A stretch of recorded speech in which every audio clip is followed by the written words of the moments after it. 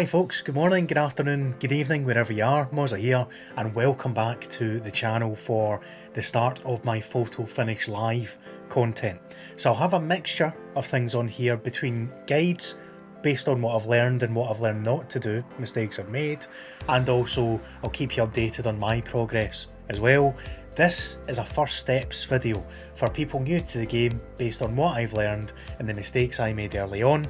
In order to do this, I have tried everything in the game, all the race types, all the ways of getting horses, even a bit of picking and betting action, so I can hopefully give you a good overview of how to get started and a couple of ways that you can consider strategizing as you get going in Photo Finish Live.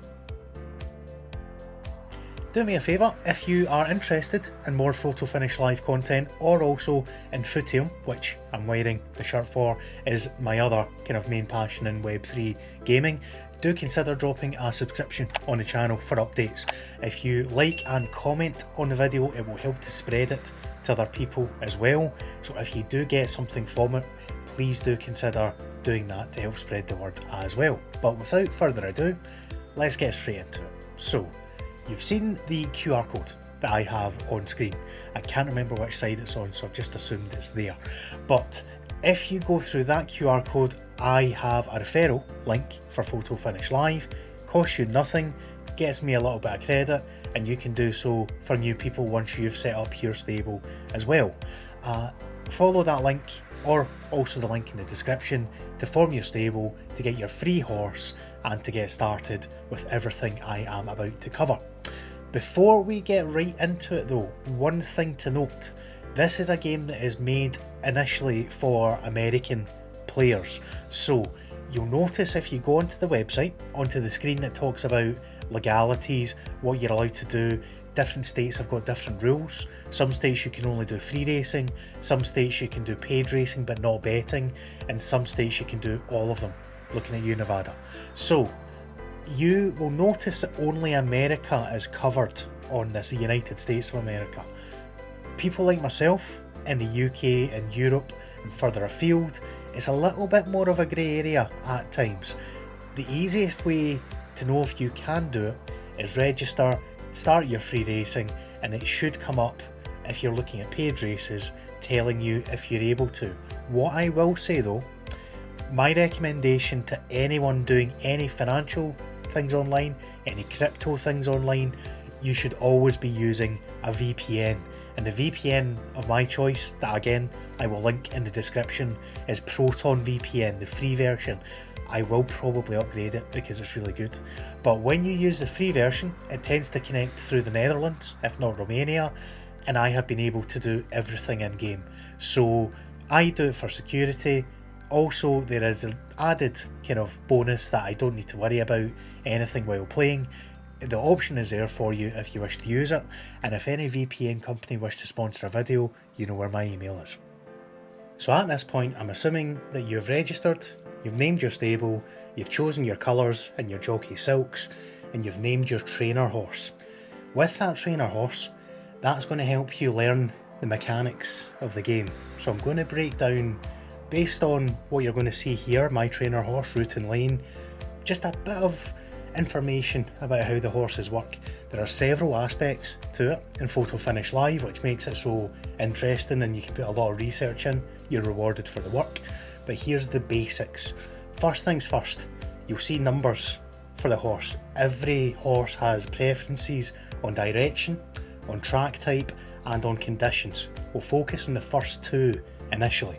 So on the left hand side, there is a 3-star rating whether your horse prefers left turn or right turn tracks. If that's a maximum 3 stars, they will only want to run that way.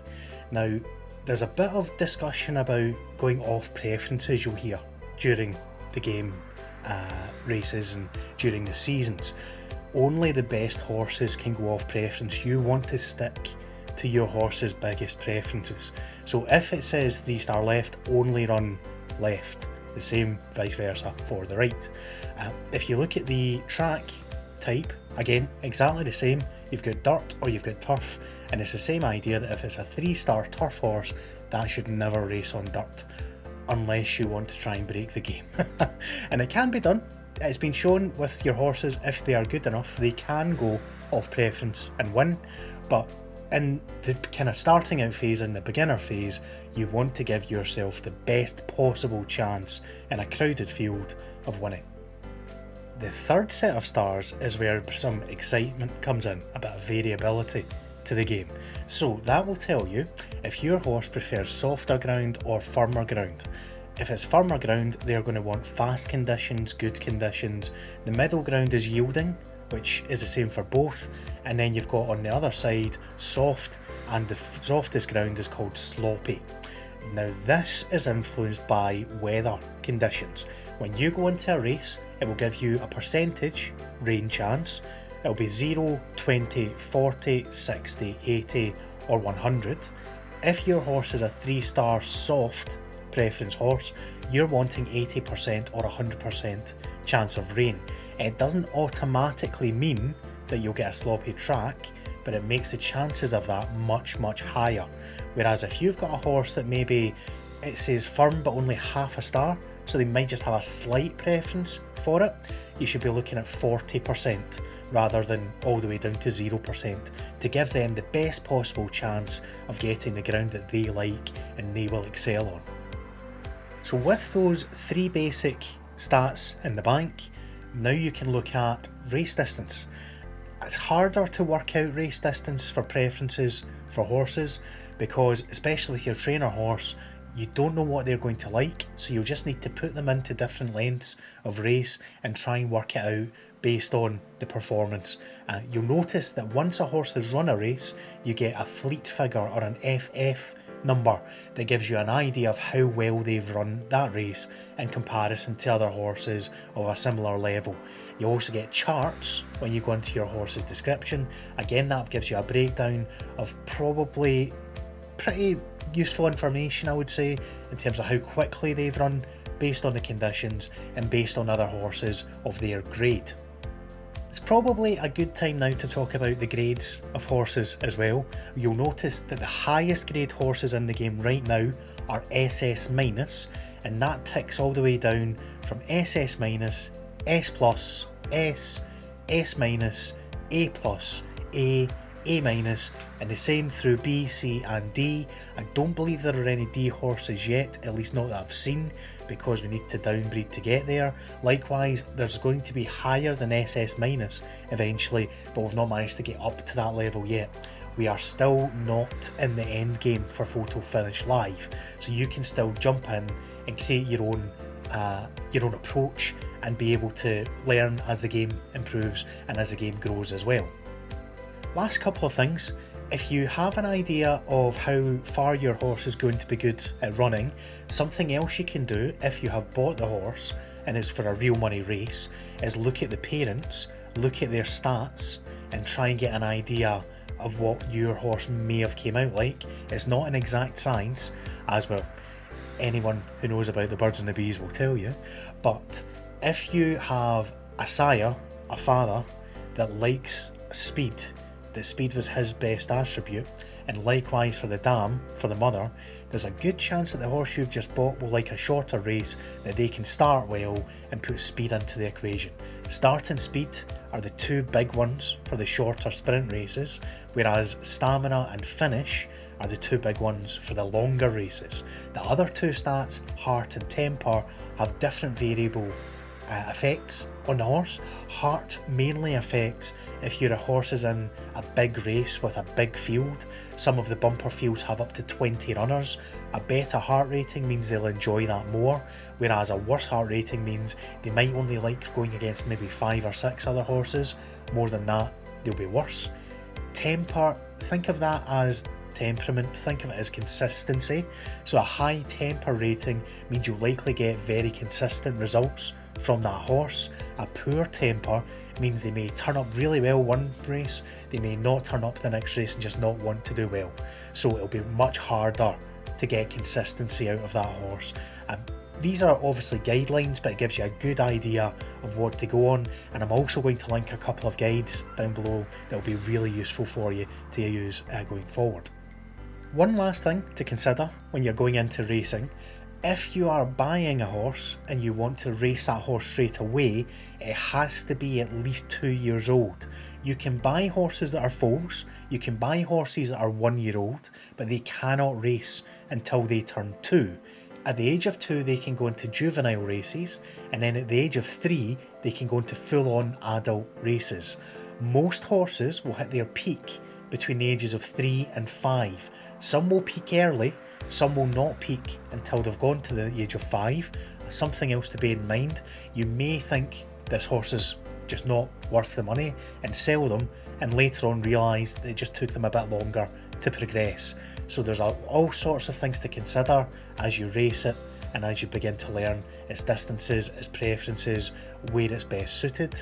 Something else to throw into the mix there, and it also presents you a chance to get started. I'm going to show you a horse I've bought recently. This right here is Swift Winter, which is a horse that I paid 1,500 Derby for. If you watch my first video, you'll know that 80 Derby is $1. It's an in-game currency, so that will never change. That will always be the value of Derby. At the moment, with the exchange rate, 1 Derby is 1 pence in UK money, 100 Derby is £1. So it makes it really easy to work out how much you're spending, how much you've got. Given that this horse was 1,500 Derby, you're talking around about £15, plus there's a fee added on anytime you buy off the marketplace of a certain percentage. It's nice and clear, it shows you how much you'll pay, and it gives you a good starting point. So £15 or just under $20 went into this horse here. I bought it because it had had one race, a longer race, and I thought the previous owner didn't realise that this horse would be better at short races and was just getting rid of it too early. So I took a chance. I looked at the father and the mother, the sire and the dam. I saw that his strength was speed, and I thought that suits 5 or 6 furlongs for me. Your minimum distance is 4 and your maximum distance is 12. This horse doesn't look as if it's got the best start, but it is very, very quick. So we'll go 5 or 6 and see what happens. I put it in one of those races, and lo and behold, it won its first race. It's only 2 years old, so it's hopefully going to improve, and I think I've been proven right.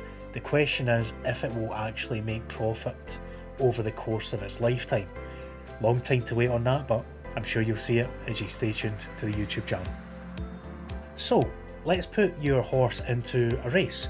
This will either be your trainer horse if you're doing it in the free money side of things as you learn the game, or if you've just bought a horse from the marketplace, this could be the first time you put it into a paid race. Not only do you need to consider the distance involved between 4 furlongs and 12 furlongs, you also need to consider the type of race that it's going into. So my recommendation for new players is not to go in at the top level where you'd need to pay big money to get an SS- horse, an S+ horse, an S horse. My personal recommendation is to do what I did and start at A grade or A- grade. It's much more accessible, there are many more horses available to buy, and it gives you a really good start in horse races that you have a decent chance of winning as long as you take the right steps and put a strategy into place.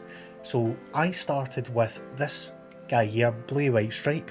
I was fortunate enough to be gifted this horse by YSM Racing, who are great lads. Go and follow them, one of the top 20 stables you'll notice in Photo Finish Live. And straight away I looked at this horse and thought, it's not going to challenge better graded horses, it's going to have to stay with its own type of horses. So I looked at restricted stakes races.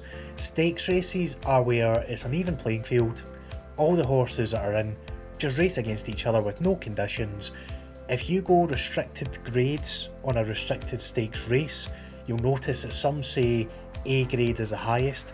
Those are the horse races that I picked for this horse, and it worked out generally really well. So you'll notice quite early on if your horse is up to that standard. If it's not, don't despair, there are still other ways of making wins and making podiums and making shows and places, as are called in the American horse racing lingo. You have handicap races where the worse graded horses get less weight on them, the better graded horses carry extra weight to try and even the playing field. In effect, that makes the worst graded horses, so your A's, your A minuses, your B pluses, more likely to win, I've found. You have allowance races, usually between A and S, where it's similar to handicap races but less heavy on the differences with weight, so it gives the better graded horses a better chance. If your horse is good for its grade, with speed, with stamina, whichever race you're in, you still have a chance though. You also have, you'll notice at the top end, grade 1, grade 2 and grade 3. Don't worry about them unless you have some of the best horses in the game. The good news with these is you can actually use things like gap data and photo finish edge to see the times that horses run in these. You've already tested your horse at different lengths, race lengths. You can get a rough idea of if they can compete in there or not. If they shouldn't be in there, you shouldn't be paying the entry fee and wasting your money. A couple of other main horse racing types to mention. I won't cover everything here because there will be a list linked down below about all the different races that you can participate in. You have hardcore races. Be very careful with these. If you put a horse in a hardcore race and it doesn't win, you lose that horse. It retires, it goes out the game. Only the winner returns to the owner, and it has a chance to win a rolling jackpot as well. So these knockout races, these hardcore races, are great fun to watch, especially if you catch the live streams, knowing that all these horses are basically running for their racing careers, and if they don't win, they retire and it's all over. They can't breed, they'll be away, completely gone out of the game. It's all or nothing for them.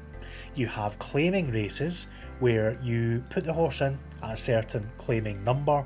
Say if it's a 15k claiming race, for example, any horse in that race can be claimed by any other owner for 15,000 Derby. That's a dangerous game to play if you have a good horse. If you're looking for a win, you could lose your horse ultimately and someone else could get it and then take it to more wins that you could have had. So only really put horses in claimers if you're confident they will not be claimed, or if they do get claimed, you'd be happy with that price. So hopefully that helps to briefly summarise what you'll need to consider with your very first steps. What I'll do now is pop on a race for you to watch alongside me at the moment, and I'll show you one other aspect of the game that isn't always mentioned and people don't always know about. Certain races have pick pools as well, so not only can you race horses to try and win Derby, or essentially win money, not only can you breed horses, and we'll cover that topic in a future video, you can buy and sell horses to try and make some bank as well. You can also bet on these horses, and when you see these pick pools, you'll notice that you're betting against other players. So similar to online poker, if you've ever played that, the poker site used to take a portion as what they called the rake, and everything else went to the players. It works in a similar way in photo finish, where if you pick a horse to win, you and everyone else get a portion based on the bet you've placed on that win. Everyone else that is betting every other horse to win loses their money, and that goes towards the prize pool. So you can win some pretty decent amounts in the pick pools if you play it right. Obviously it is a gamble, so take that with a pinch of salt. You're not always going to win. Even if you put so much research in, you can never predict a winner, as with real life, so just be careful. It is good fun though, as long as you keep it sensible. There are all sorts of tactics, all sorts of approaches that you can take to this game. You can come up with your own philosophies, you can come up with your own theories and try and make them true. I have absorbed almost everything that I've been able to pick up in the last month and a half of playing this game. You'll notice that every season lasts for 4 weeks, at which point the horse will age up a year as well, so keep that in mind. There are 4 major series every season as well, one of them, the main one, being the final week of the season, the Kentucky Derby, but also with other races thrown in on the same left dirt track. Each of the 4 series covers a different direction and a different track type surface, so no matter which one you decide to focus on, you will be able to aim for a major series if you can build up to that level and compete with the big boys. The best tips that I can give you, that I've been given as well is you set a strategy and you stick to it. If you don't, it'll get expensive and you will lose. I, slightly by accident, but I've kind of focused on it now, have ended up going left dirt. I have picked up a couple of in-house studs as well for the breathing side. Again, we'll get there in future videos. Don't worry about that for now if you're just starting. But try and focus on a certain direction, a certain track type. That'll make your journey so much easier, and it will make it much easier to do your research as well as you get into these. But any questions, fire away down below. Obviously, you know where to find me as well. Thank you very much for watching, and I'll see you out there.